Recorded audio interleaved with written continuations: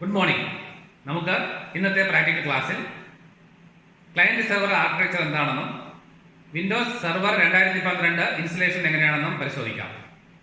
ഞാൻ Bijin, Thiruvananthapuram Pattiyoorkavu government vocational higher secondary സ്കൂളിലെ FGCPയുടെ ഇൻസ്ട്രക്ടറാണ്. നമ്മൾ പഠിച്ചുകൊണ്ടിരിക്കുന്ന തിയറി ക്ലാസ്സുകളിൽ നെറ്റ്വർക്കിനെ കുറിച്ച് പഠിക്കുന്നുണ്ട്. ഈ നെറ്റ്വർക്കിംഗുമായി ബന്ധപ്പെട്ട് വരുന്ന ഒരു കൺസെപ്റ്റാണ് client server architecture. Client server ആർക്കിടെക്ചറിനെ കുറിച്ച് നമുക്ക് വിശദമായി നോക്കാം. Client server model and installation of Windows Server 2012 R2. Client server architecture is an architecture of a computer network in which many clients or remote processors request and receive service from a centralized server or host computer. Client computers provide an interface to allow a computer user to request services of the server and to display the results the server returns. അതായത് നിങ്ങൾ പഠിച്ചിട്ടുള്ള computer നെറ്റ്വർക്കിൽ വരുന്ന ഒരു ആർക്കിടെക്ചറാണ് client server architecture. ഇവിടെ കുറേ machines, അതായത് client machines സെർവറിലേക്ക് request pass ചെയ്യുകയും ആ സെർവർ അതിനെ റിസീവ് ചെയ്തിട്ട് എന്താണോ സർവീസ് റിക്വസ്റ്റ് ചെയ്ത് അത് തിരിച്ച് ക്ലയൻറ്റിലേക്ക് പാസ് ചെയ്യുകയും ചെയ്യുന്നു. ഇങ്ങനെയുള്ള ഒരു ആർക്കിടെക്ചറാണ് ക്ലയൻറ്റ് സെർവർ ആർക്കിടെക്ചർ.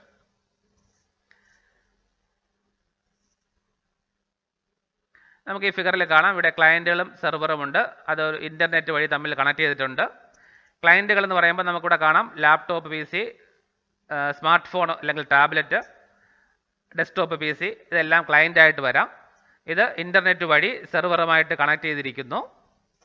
ഈ ക്ലയൻറ്റ് കമ്പ്യൂട്ടറുകൾ അല്ലെങ്കിൽ ക്ലയൻറ്റ് മെഷീൻസ് എന്തെങ്കിലും ഒരു റിക്വസ്റ്റ് സെർവറിലേക്ക് പാസ് ചെയ്യുമ്പോൾ ഈ സെർവർ ഇതിനെ അനലൈസ് ചെയ്യുകയും എന്ത് റിക്വസ്റ്റാണ് അല്ലെങ്കിൽ എന്ത് സർവീസാണ് ആവശ്യപ്പെട്ടത് അത് തിരികെ ക്ലയൻറ്റുകൾക്ക് നൽകുകയും ചെയ്യുന്നു.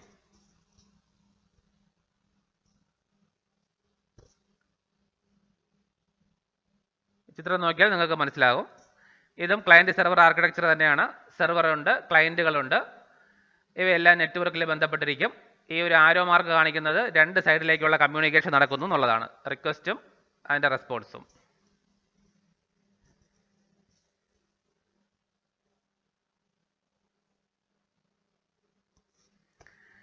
ടിപ്പിക്കൽ സെർവേഴ്സ് എന്ന് പറയുമ്പോൾ ഡേറ്റാബേസ് സെർവേഴ്സ് ഉണ്ട്, file servers, mail servers, print servers, web servers, game servers and application servers. ഇവയൊക്കെയാണ് മെയിനായിട്ട് അല്ലെങ്കിൽ ടിപ്പിക്കലായിട്ട് വരുന്ന സെർവർ മെഷീൻസ് ആയിട്ട് അറിയപ്പെടുന്നത്.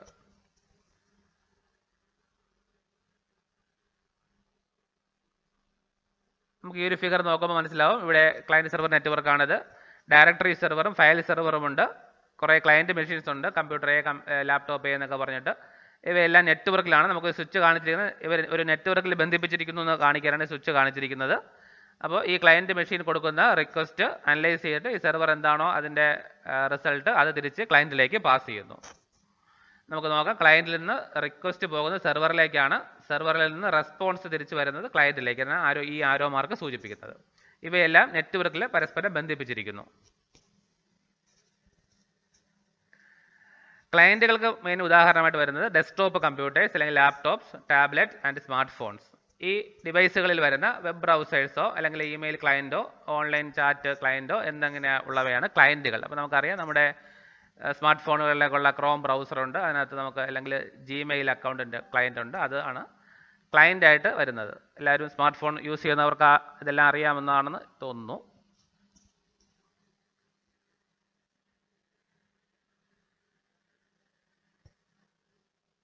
നമുക്ക് ഈ ഒരു ഫിഗർ നോക്കിയാൽ ഇവിടെ കുറേ ഡെസ്ക്ടോപ്പ് PC ഉണ്ട്, ഇതെല്ലാം ക്ലയൻറ്റുകളാണ്. ഈ ക്ലയൻറ്റുകൾ ഈ ഒരു നെറ്റ്വർക്ക് ഇത്രയും എണ്ണം ഒരു സ്വിച്ച് വഴി റൂട്ടറിലേക്ക് വരുന്നു. ഇവിടെയുള്ളത് ഈ സ്വിച്ച് വഴി റൂട്ടറിലേക്ക് വരുന്നു. സെർവറുകൾ ഇവിടെ ഉണ്ട്, ഫയൽ സെർവറുണ്ട്, ഡേറ്റാബേസ് സെർവറുണ്ട്, നെറ്റ്വർക്ക് അറ്റാച്ച്ഡ് സ്റ്റോറേജ് ഉണ്ട്. അപ്പോൾ ഈ ക്ലയൻറ്റുകൾ കൊടുക്കുന്ന റിക്വസ്റ്റ് ഒരു ഓതൻറ്റിക്കേഷൻ സെർവർ വഴി വരികയും അതിൽ നിന്ന് അത് വന്നിട്ട് ഫയൽ സെർവറോ അല്ലെങ്കിൽ ഡേറ്റാബേസ് സെർവറിലോ വന്നിട്ട് ആവശ്യമുള്ള ഫയലുകളോ അല്ലെങ്കിൽ ഡേറ്റയോ എടുത്തിട്ട് എന്താണോ റിക്വസ്റ്റ് ക്ലയൻറ്റ് ചെയ്യുന്നത് അതിൻ്റെ റെസ്പോൺസ് ആയിട്ട് ഇതിൻ്റെ ഔട്ട്പുട്ട് തിരിച്ചു കൊടുക്കുന്നു. ഇവിടെയും നമുക്ക് കാണാം ക്ലയൻറ്റ് സെർവർ മോഡൽ തന്നെയാണ്. ക്ലയൻറ്റുകൾ കുറേ ക്ലയൻറ്റുകളുണ്ട്. ആപ്ലിക്കേഷൻ സെർവറിലേക്ക് റിക്വസ്റ്റ് കൊടുക്കുന്നു. അത് കണക്ഷൻ മാനേജറും ഫയർവാളും ഇവിടെ ഉണ്ട്. അത് ഇൻട്രൂഷൻ പ്രിവെൻറ്റ് ചെയ്യാനാണ്. അത് ജെന്യൂൻ റിക്വസ്റ്റ് ആണെങ്കിൽ അത് ഡേറ്റാബേസിലേക്ക് പോവുകയും ആ റിക്വസ്റ്റ് ചെയ്തിട്ടുള്ള ഡേറ്റ അവിടെ നിന്ന് കളക്ട് ചെയ്ത് ക്ലയൻറ്റിലേക്ക് പാസ് ചെയ്യുകയും ചെയ്യുന്നു, റെസ്പോൺസ് ആയിട്ട് കൊടുക്കുകയും ചെയ്യുന്നു.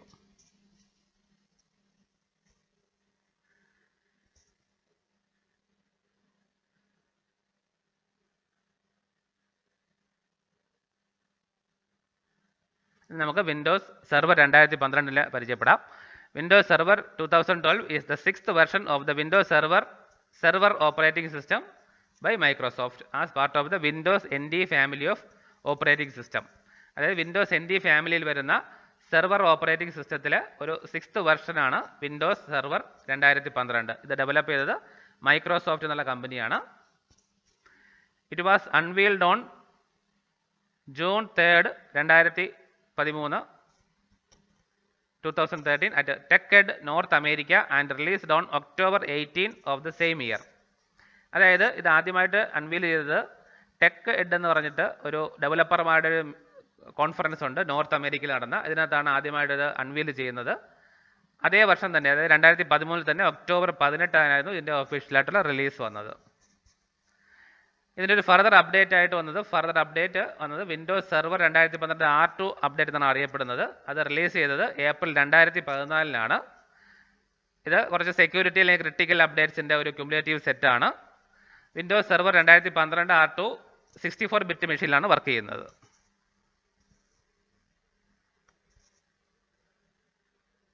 ഇതിൻ്റെ സിസ്റ്റം റിക്വയർമെൻറ്റ്സ് നമുക്ക് നോക്കാം.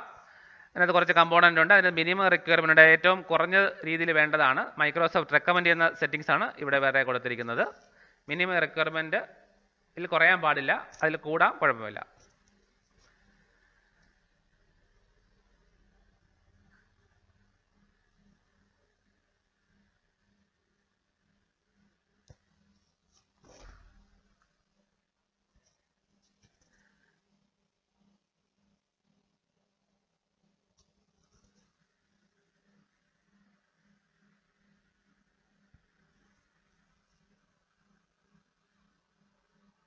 Processor 1.4 GHz minimum, 2 GHz or higher അല്ലെങ്കിൽ ഫാസ്റ്റർ ആണ് അവർ പറയുന്നത്. മെമ്മറി ആണെങ്കിൽ 512 MB റാം മിനിമം ഉണ്ടായിരിക്കണം. 2 GB റാം ഓർ ഹയർ ആണ് മൈക്രോസോഫ്റ്റ് റെക്കമെൻഡ് ചെയ്യുന്നത്. അവൈലബിൾ ഡിസ്ക് സ്പേസ് വരുന്നത്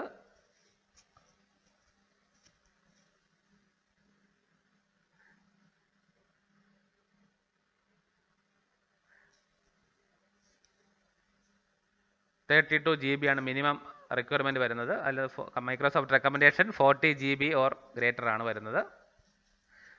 optical drive, DVD ROM drive തന്നെയാണ് റെക്കമെൻഡ് ആയിട്ട് വരുന്നത്. ഡിസ്പ്ലേ വരുമ്പോൾ സൂപ്പർ VGA അല്ലെങ്കിൽ SVGA ഡിസ്പ്ലേ ആണ്. അതായത് 800x600 പിക്സലെങ്കിലുമുള്ള മോണിറ്ററാണ് മിനിമം റിക്വയർമെൻ്റ് ആയിട്ട് ഉദ്ദേശിക്കുന്നത്.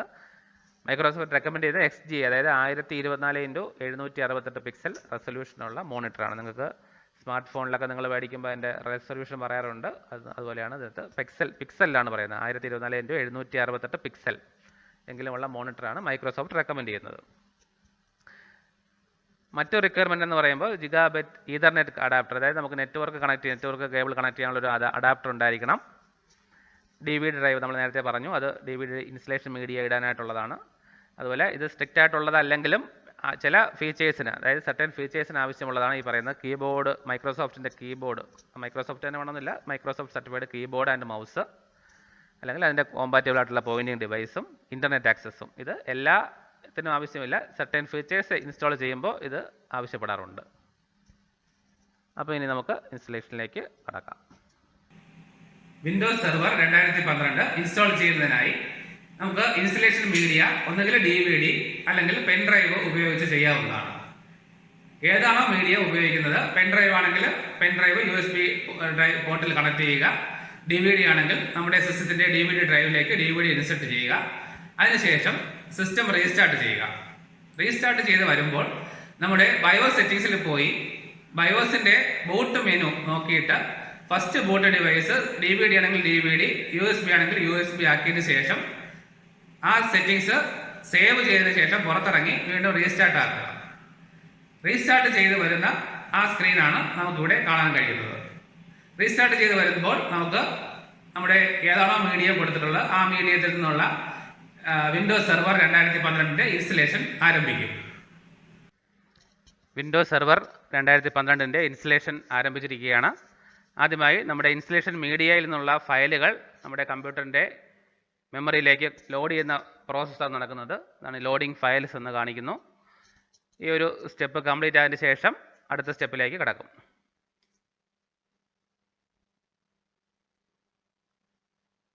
ആദ്യമായി നമ്മൾ മനസ്സിലാക്കാനുള്ളത് ഏതൊരു ഓപ്പറേറ്റിംഗ് സിസ്റ്റം ആയാലും ഇൻസ്റ്റലേഷൻ എന്ന് പറയുന്നത് കുറച്ച് സമയമെടുക്കുന്ന പ്രോസസ്സാണ്.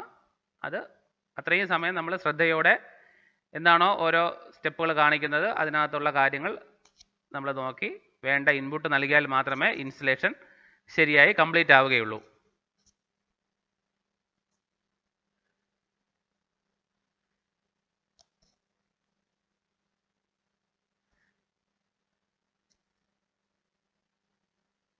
ഫയൽസ് ഏകദേശം ലോഡ് ചെയ്ത് തീരാറായി.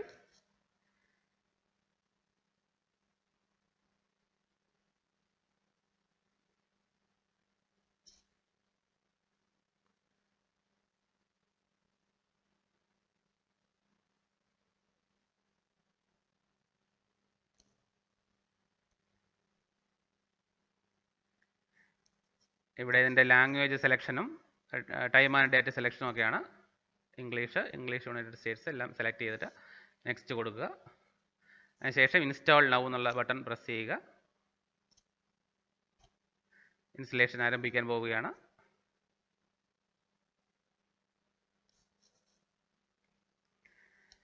ഏത് ഓപ്പറേറ്റിംഗ് സിസ്റ്റം ഏത് വെർഷനാണ് ചെയ്യേണ്ടതെന്നാണ് ഇതിനകത്ത് കാണിക്കുന്നത്. സെലക്ഷൻ ചെയ്യാനുള്ളൊരു സ്ക്രീനാണ്. ഇവിടെ നമുക്ക് നോക്കാം സ്റ്റാൻഡേർഡ് ഇവാലുവേഷൻ്റെ സെർവർ കോർ ഇൻസ്റ്റലേഷൻ ഉണ്ട്, സെർവർ വിത്ത് GUI ഉണ്ട്, അതുപോലെ data centre evaluation server core ഉണ്ട്, സെർവർ വിത്ത് GUI ഉണ്ട്. സെർവർ കോർ എന്ന് പറയുമ്പോൾ നമുക്ക് ഗ്രാഫിക്കൽ യൂസർ ഇൻ്റർഫേസ് കിട്ടത്തില്ല, അതായത് നമുക്ക് ഡെസ്ക്ടോപ്പ് അങ്ങനെയുള്ള കാര്യങ്ങളൊന്നും കാണിക്കത്തില്ല. ജസ്റ്റ് ഒരു ബ്ലാക്ക് സ്ക്രീൻ ആയിരിക്കും. നമ്മളതിൻ്റെ കമാൻഡുകൾ അറിയാമെങ്കിൽ മാത്രമേ നമുക്ക് സെലക്ട് ചെയ്ത് ഇൻസ്റ്റലേഷൻ ചെയ്യാൻ പറ്റൂ, ബാക്കി വർക്ക് ചെയ്യാനൊക്കെ പറ്റത്തുള്ളൂ. അല്ല നമുക്ക് നോർമൽ ഇതിൽ വേണ്ടത് ഗ്രാഫിക്കൽ യൂസർ ഇൻ്റർഫേസ് ഉള്ള വെർഷൻ തന്നെയാണ് വേണ്ടത്. അപ്പോൾ നമുക്ക് ഈ ഒരു ഓപ്ഷൻ സെലക്ട് ചെയ്യുക, നെക്സ്റ്റ് കൊടുക്കുക. ഇവിടെ ഒരു ലൈസൻസ് എഗ്രിമെൻ്റ് ആണ്. നമ്മളത് എല്ലാ OS ഓപ്പറേറ്റിംഗ് സിസ്റ്റം മാത്രമല്ല എന്ത് സോഫ്റ്റ്വെയർ ചെയ്യുമ്പോഴും അത് ലൈസൻസ് എഗ്രിമെൻ്റ് ഉണ്ടായിരിക്കും. അത് വായിച്ച് നോക്കുക. I accept the license terms എന്നുള്ള ക്ലിക്ക് ചെയ്ത് നെക്സ്റ്റ് കൊടുക്കുക. ഇവിടെ ചോദിക്കുന്നത് അപ്ഗ്രേഡ് ചെയ്യണമോ അതോ കസ്റ്റം ഇൻസ്റ്റലേഷൻ വേണോ എന്നാണ്. നമുക്ക് അപ്ഗ്രേഡ് ആണെങ്കിൽ ഓൾറെഡി ഉള്ള ഓപ്പറേറ്റിംഗ് സിസ്റ്റം അപ്ഗ്രേഡ് ചെയ്ത് ഇതിലേക്ക് മാറാം, അല്ല പുതുതായിട്ടാണെങ്കിൽ കസ്റ്റം. ഏത് ലൊക്കേഷനിലാണെന്ന് സെലക്ട് ചെയ്യുക. അത് നമുക്കിപ്പം ഡ്രൈവ് 0 അൺഅലോക്കേറ്റഡ് സ്പേസ് കാണിക്കുന്നുണ്ട്, അത് സെലക്ട് ചെയ്യുക. പാർട്ടീഷൻ ഒന്നും ഇല്ലെങ്കിൽ പുതുതായിട്ട് ക്രിയേറ്റ് ചെയ്യേണ്ടി വരും. ഇപ്പോൾ ഓൾറെഡി പാർട്ടീഷൻ ഉണ്ട്, ഫ്രീ സ്പേസ് ഉണ്ട്, അത് സെലക്ട് ചെയ്യുക, നെക്സ്റ്റ് കൊടുക്കുക.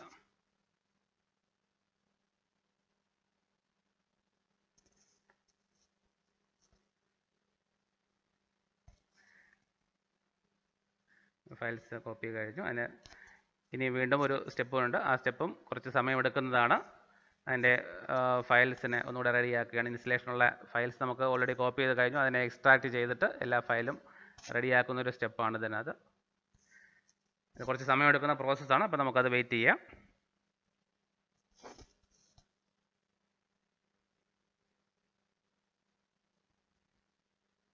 ഈ സ്റ്റെപ്പ് 100% ആയതിനു ശേഷം മാത്രമേ നമുക്ക് ഇൻസ്റ്റലേഷൻ്റെ ബാക്കി സ്റ്റെപ്പുകളിലേക്ക് പോകാൻ സാധിക്കുകയുള്ളൂ.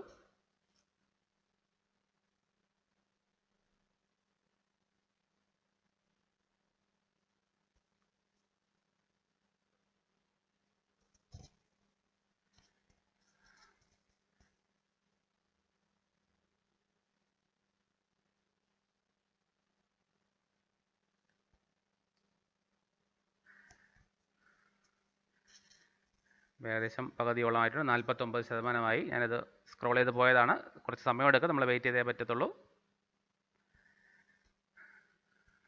95%. ഏകദേശം ഈ സ്റ്റെപ്പ് കംപ്ലീറ്റ് ചെയ്യാറായിട്ടുണ്ട്. അതിൻ്റെ ഫീച്ചേഴ്സ് ഇൻസ്റ്റാൾ ചെയ്തുകൊണ്ടിരിക്കുകയാണ്.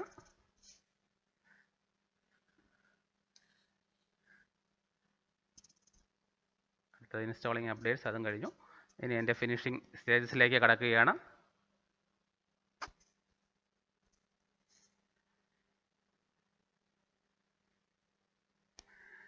അതിനുവേണ്ടി സിസ്റ്റം ഒന്ന് റീസ്റ്റാർട്ട് ചെയ്യേണ്ട ആവശ്യമുണ്ട്. നമുക്ക് ഒന്നുകിൽ സമയം കഴിയുമ്പോൾ റീസ്റ്റാർട്ട് ആവും, നമുക്ക് റീസ്റ്റാർട്ട് നൗവിൽ ക്ലിക്ക് ചെയ്താൽ റീസ്റ്റാർട്ട് ആവുന്നതാണ്.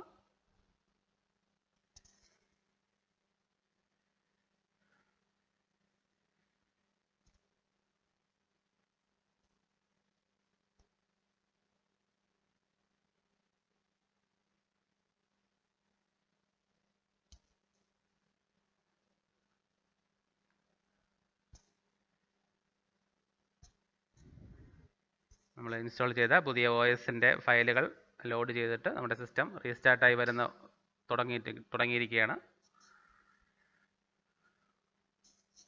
ഇനിയും കുറച്ച് സ്റ്റെപ്പുകൾ ബാക്കിയുണ്ട്. അതിനുശേഷമേ ഇൻസ്റ്റലേഷൻ പൂർത്തിയാവുകയുള്ളൂ.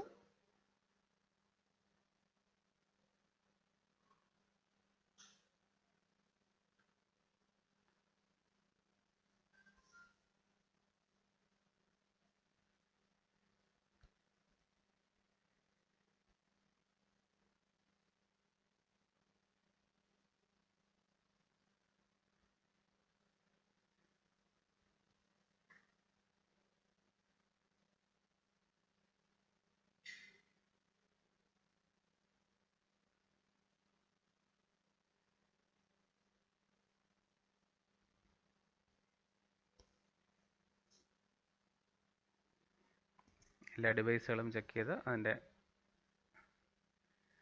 റെഡിയാക്കുന്നൊരു സ്റ്റെപ്പാണ്.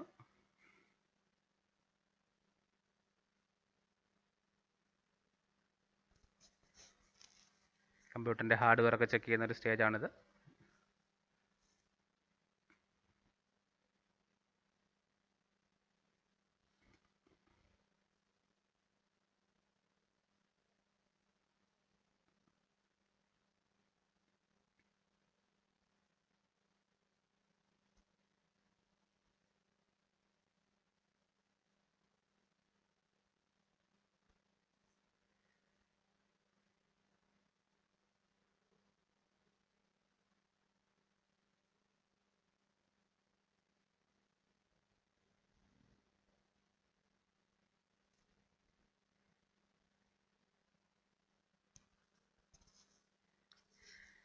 വളരെ ക്ഷമാപൂർവം അല്ലെങ്കിൽ ശ്രദ്ധാപൂർവം ചെയ്യേണ്ട ഒരു പ്രക്രിയയാണ് ഓപ്പറേറ്റിംഗ് സിസ്റ്റം അല്ലെങ്കിൽ OSൻ്റെ ഇൻസ്റ്റലേഷൻ.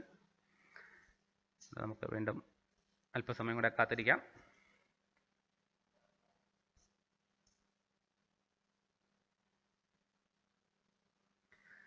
ഇനി നമ്മുടെ പുതിയ ഇൻസ്റ്റാൾ ചെയ്ത വിൻഡോസ് സെർവർ 2012 മെഷീൻ്റെ അഡ്മിനിസ്ട്രേറ്റർ പാസ്വേഡ് സെറ്റ് ചെയ്യുന്ന ഒരു സ്ക്രീനാണ്. 2 പ്രാവശ്യമാണ് പാസ്വേഡ് കൊടുക്കേണ്ടത്. ആദ്യം പാസ്വേഡ് കൊടുക്കുക, അതിനെ റീ എൻറ്റർ ചെയ്യുക. മിനിമം 8 ക്യാരക്ടറെങ്കിലും വേണം പാസ്വേഡിന്. ഈ സിസ്റ്റത്തിൻ്റെ മുഴുവൻ കൺട്രോളും അഡ്മിനിസ്ട്രേറ്റർക്ക് ആയിരിക്കും. അപ്പോൾ അഡ്മിനിസ്ട്രേറ്റർ പാസ്വേഡ് നമുക്കത് നല്ലൊരു പാസ്വേഡ് കൊടുക്കുക, 8 ക്യാരക്ടറെങ്കിലും മിനിമം ഉള്ളത്. അതിനുശേഷം അത് റീ എൻറ്റർ ചെയ്യുക. അതേ പാസ്വേഡ് തന്നെ വീണ്ടും ഒരിക്കൽ കൂടി എൻറ്റർ ചെയ്യുക. എൻറ്റർ ചെയ്തതിന് ശേഷം ഫിനിഷ് എന്നുള്ള ബട്ടൺ ക്ലിക്ക് ചെയ്യുക.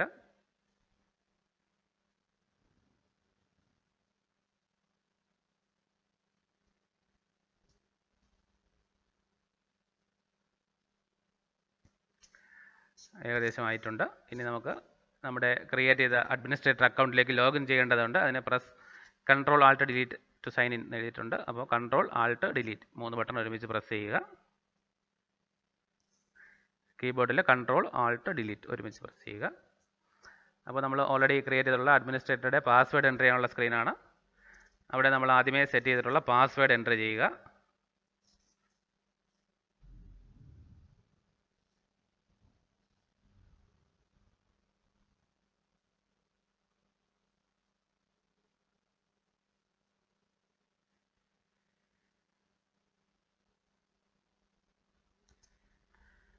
പാസ്വേഡ് എൻ്റർ ചെയ്തതിന് ശേഷം ആരോ കീയിൽ പ്രസ് ചെയ്യുക.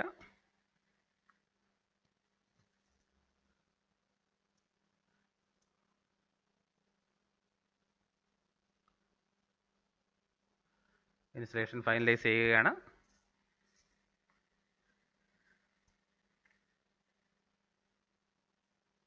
ഇവിടെ നെറ്റ്വർക്കിലേക്ക് കണക്ട് ചെയ്യണമെന്നുള്ള ഓപ്ഷൻ ചോദിക്കുന്നുണ്ട്. അവിടെ നമുക്ക് യെസ് കൊടുക്കാം.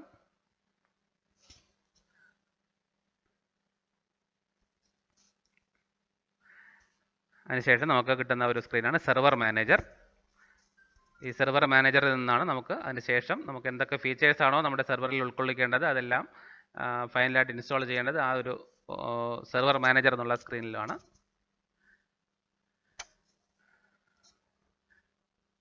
ഇനി ഈ സെർവറിൻ്റെ കോൺഫിഗറേഷൻ ചെയ്യേണ്ടത് ഈ സെർവർ മാനേജർ ഉപയോഗിച്ചാണ്.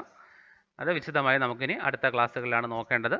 ഇപ്പോൾ നമുക്ക് ഇൻസ്റ്റലേഷൻ കംപ്ലീറ്റ് ആയിട്ടുണ്ട്. ഇനി ഫൈനൽ സ്റ്റെപ്പുകൾ ചെയ്യേണ്ടത് ഈ സെർവർ മാനേജർ ഉപയോഗിച്ചാണ്.